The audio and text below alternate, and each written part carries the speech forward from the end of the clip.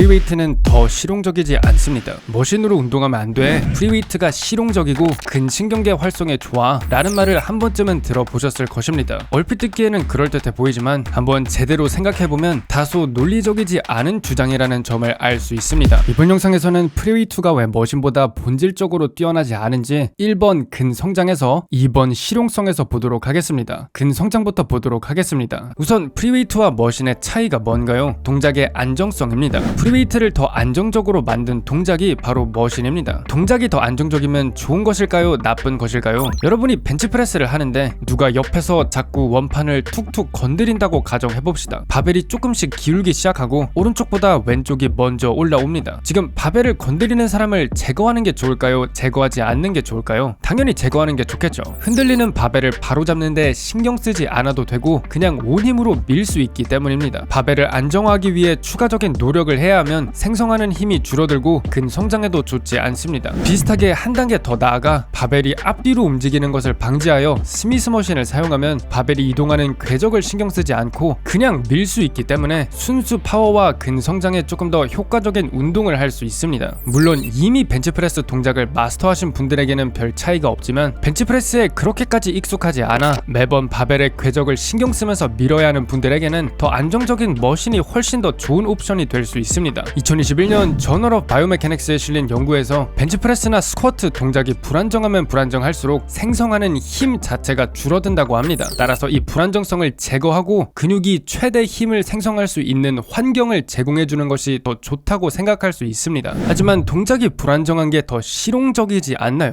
저는 아니라고 봅니다. 만약 동작이 불안정할수록 더 실용적이라면 모든 운동선수들은 막대기 위에서 흔들거리며 한 다리 스쿼트를 하고 있어야 할 것입니다. 하지만 그렇게 하면 정작 중요한 근육과 스트렝스를 제대로 키울 수가 없겠죠. 지금 여러분이 운동을 통해서 얻으려고 하는 목적이 무엇인가요? 애초에 균형 잡는 게 저항 운동의 목적인가요? 아닙니다. 스쿼트의 진짜 목적은 그저 더 강하게 미는 하체를 만드는 것이고 벤치프레스의 목적은 더 강하게 미는 상체를 만드는 것입니다. 동작이 과하게 불안정해지면 힘을 제대로 쓸 수가 없으니까 결국 근력 운동의 본질적인 목적 자체를 상실하게 되는 것입니다. 여러분 물론 프리웨이트와 머신은 비슷한 수준의 안정성을 가져 둘 다 운동 선수들에게 매우 좋은 근력 운동 옵션입니다. 프리웨이트가 나쁘다는 게 아니라 머신보다 더 실용적이라는 논리가 맞지 않다는 것입니다. 제발 댓글에 아니 그러면 왜 운동 선수들은 다 프리웨이트 하나요? 라는 질문은 남기지 말아주시길 바랍니다. 프리웨이트와 머신은 둘 다 비슷하게 안정적이어서 둘 다 실용적이고 둘 다 근력을 키우기 위해 아주 좋습니다. 하지만 이번 영상에서는 프리웨이트가 머신보다 더 실용적이라는 논리를 반박하는 것입니다. 프리웨이트와 머신의 차이가 동작의 안정성인데 프리웨이트보다 더 불안정한 동작이 더 실용적이지 않다면 고로 머신보다 프리웨이트가 더 실용적일 수 없다는 것이겠죠. 또 참고로 이 실용적이다 라는 개념도 매우 모호하고 아무 논리적인 기준이 없는 단순 유행어에 해당합니다. 제가 이제 스쿼트 유사 동작을 쭉 나열해 보겠습니다. 이 중에서 가장 실용적인 동작을 골라주시길 바랍니다. 가장 안정적인 머신 핵 스쿼트, 그 다음으로 안정적인 스미스 머신 스쿼트, 그 다음으로 적당히 안정적인 바벨 스쿼트, 불안정한 보스볼 위에서 하는 스쿼트, 그리고 마지막으로 보스볼 위에서 스케이트보드를 타고 목과 허리에 중량 체인을 감은 스쿼트까지 있습니다. 만약 불안정한 동작이 더 실용적이라면 이 마지막 스쿼트 동작이 가장 실용적인가요? 그게 아니라면 어디부터 실용적이고 어디부터 실용적이지 않나요? 그 기준이 혹시 있을까요? 불안정한 동작이 실용적이라고 가정해봅시다. 이때 실용성의 주어가 뭔가요? 뭐를 위해 실용적인가요? 만약 제가 서커스에서 묘기를 할 거면 앞서 언급한 스쿼트는 더 실용적입니다. 하지만 지금 스쿼트의 목적은 강하게 미는 다리를 만드는 것이라고 했을 때 가장 실용적인 동작은 방해 요소 없이 가장 강하게 밀 수 있게 해주는 동작입니다. 무거운 물체를 들고 균형을 잡는 연습을 하고 싶다면 균형 잡는 연습은 따로 하시면 됩니다. 굳이 두 목적을 동시에 어중간하게 할 필요는 없습니다. 물론 동작이 안정적이면 안정적일수록 무한히 좋아지는 것은 아닙니다. 추가 노력 대비 성과는 로그 곡선을 그리고 어느 순간 이후에는 추가적인 안정성이 별 차이가 없겠죠. 그래서 대부분의 프리웨이트 운동도 이미 어느 정도 안정적이기 때문에 실질적인 근성장 효과는 머신과 비슷한 것입니다. 또 안정성을 위해 다른 요소를 희생하면 안 될 것입니다. 동작이 더 안정적이지만 대신 가동 범위가 줄어들면 무조건 더 좋다고 할 수 없겠죠. 하지만 다른 요소들이 동일하게 유지되었을 때 동작이 안정적으로 변하는 것은 나쁠 게 없고 오히려 좋다고 할 수 있을 것입니다. 프리웨이트가 더 실용적이지 않다는 사실은 연구 결과에서도 확인할 수 있습니다. 프리웨이트와 머신을 비교한 모든 관련 관련 연구를 종합한 2022년 메타 분석에서 특정 기간 동안 머신으로만 운동한 그룹과 같은 기간 동안 프리웨이트로 운동한 그룹을 비교했습니다. 결과적으로 근성장은 당연히 동일했고, 신기한 것은 머신도 아니고 프리웨이트도 아닌 중립적인 제3의 운동으로 스트렝스 테스트를 했을 때 두 그룹은 동일한 스트렝스 변화를 경험했다는 것입니다. 체스트 프레스와 같은 머신으로 운동하든 덤벨 체스트 프레스와 같은 프리웨이트로 운동하든 상관없이 제3의 운동, 예를 들어